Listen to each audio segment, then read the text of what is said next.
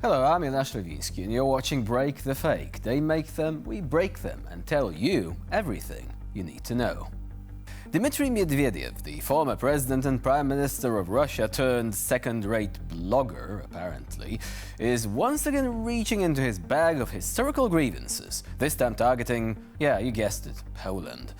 In his latest rant video, Medvedev lashed out at the former chief of the Polish General Staff, General Raymond Andrzejczak, calling him, and I quote, an idiot, and reminding him of Poland's past partitions. According to Medvedev, Poland should remember its place under the Russian Empire, specifically noting that, and I quote once again, Warsaw was once part of Imperial Russia, end of quote. Well, let's face it, it is a quaint attempt at intimidation, but one that raises more questions than answers about Medvedev's grasp on modern geopolitics. If Medvedev is so eager to play the history card, let's take it even further back, shall we? How about the year 1610, when the Polish-Lithuanian Commonwealth held Moscow for 2 years?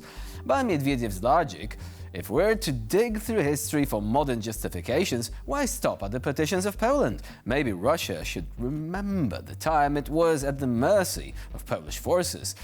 But as usual, Medvedev leaves out any inconvenient facts, choosing instead to indulge in his brand of historical revisionism, a pastime that often leads to ridicule rather than respect. In fact, Anton Gerashchenko, the former deputy interior minister of Ukraine, couldn't resist taking a swipe at Medvedev's latest ramblings, calling them boozed-up reviews rather than serious commentary. And honestly, it's hard to argue with that assessment. Medvedev's tweets and posts increasingly read like the rants of someone trying desperately to stay relevant. Anyway, Medvedev's ire was sparked by General Andrzejczak's remarks at the Defending the Baltics conference, where the Polish general warned of the potential threat posed by Russia to the Baltic states. Andrzejczak made it clear that if Russia dared to cross the border into Lithuania or Poland, retaliation would be swift and devastating. Not just on day one, but in the first minute of the conflict. He pointed out that Polish missile systems capable of striking targets within a 900-kilometer range could easily reach, say, St. Petersburg, a mere 800 kilometers from the Polish border. No nuclear weapons required. General Andrzejczak's message was blunt. Any attack on Poland or the Baltics would spell the end for Russia. Yet Medvedev, in his usual style, prefers to dig through his historical grievances box rather than face the reality of modern military capabilities. Perhaps Medvedev should spend less time waxing nostalgic about past Russian conquests and more time understanding the new geopolitical landscape, where Poland, armed and ready, isn't intimidated by idle threats from Moscow's washed-up mouthpieces. And now, time for the classic Kremlin two-step. One message for the West and a completely different one for the Russian people. It is almost a work of art at this point.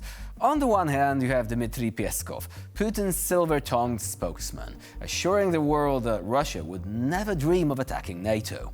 No, it's NATO that's the real aggressor, with its expansionist tendencies, like countries willingly joining the alliance to escape the cozy clutches of Russia's neighborly love bombs. But then flip the channel to the Russian propaganda machine, and suddenly it's all war drums and fire. Take Vladimir Solovyov, the Kremlin's court jester. He doesn't even pretend to hold back. According to him, Russia is already at war with NATO. So, which is it, Russia? Are you the innocent, peace-loving nation being unjustly bullied by NATO's expansion? Or are you the brave warrior already locked in battle with the West? You can only choose one. Все хорошо понимают, с кем воюют. Мы воюем с НАТО. И никакие разговоры, все эти поездки Зеленского нас не отвлекают от главного. Наш враг НАТО. А когда мы говорим НАТО, мы четко и ясно понимаем, кто там. Это Соединенные Штаты Америки. И поэтому нам надо, конечно, смотреть исключительно на то, что происходит в Вашингтоне. Потому что все эти европейские шавки, чтобы они не кричали о том, что они готовы нанести удар по Санкт-Петербургу, им Дмитрий Анатольевич ответил. Но они готовы сделать хоть что-то только когда США поводочек отпустят. Вот если они поводочек отпустят, то эти шавки начнут свою привычную тему «лайт, лайт, лайт». У них нет своего оружия, которым они могли бы нанести удар по Санкт-Петербургу. All bark and no bite, you say, which sounds like the Russian propaganda to me. Anyway, it is this double-edged communication strategy that leaves the West in a perpetual state of disbelief. Surely Russians wouldn't do that, says the diplomatic side, but then, to the Russian people, Solovyov and his ilk say, prepare for battle. The irony, of course, is that while they are telling Russians to brace for war, they are feeding the West a steady diet of disingenuous denial. And the whole time, Moscow is playing the victim card. We're just minding our own business. It is NATO that keeps getting closer and closer. It is a farce, but somehow it still keeps everyone guessing. At this point, you have to admire the sheer brazenness of all this. It's like watching a magician pull a rabbit out of a hat while his other hand is picking your pocket.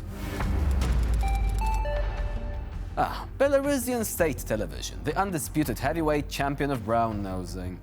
Just when you thought you had reached the summit of sycophancy, they show up to remind you there is a whole new level of cringe yet to explore. Imagine standing in front of a camera for half an hour, passionately reciting an ode to Alexander Lukashenko, as if he is a cross between Hercules and Mother Teresa or something like that. You can practically hear the sweat dripping from the host's brow as he struggles to keep the smile plastered on his face while gushing about the great, glorious, and beloved leader. Now, the fact that this propaganda parade is funded directly by the man himself doesn't make it any less absurd. It makes it even worse. I mean, how insecure do you have to be to need that level of adoration on loop?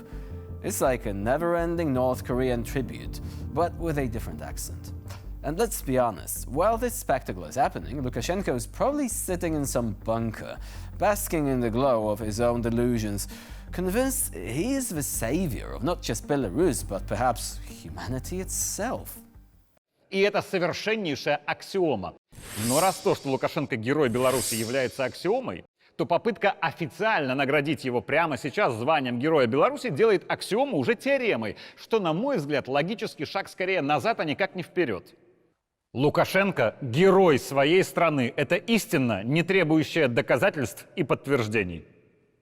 А еще у меня есть подозрение, хоть я и надеюсь, что я ошибаюсь, что иногда призывы «а давайте дадим президенту звание героя» звучат и для того, чтобы все обратили внимание на автора самого этого призыва. А повысить свои котировки на громкости таких вот заявлений и на имени президента – это совершенно точно не патриотизм.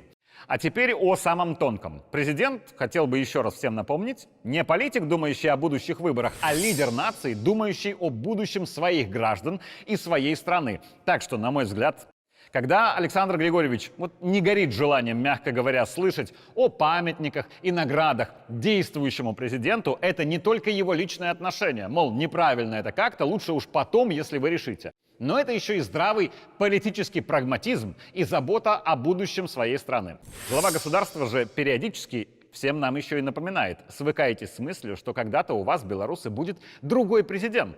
Каким бы он ни был, к власти в Беларуси точно никогда не придет тот человек или те силы, которые бы как-то иначе смотрели на аксиому «Лукашенко – герой Беларуси». Этого просто никак не позволит народ Беларуси, во всяком случае его превалирующее электоральное большинство.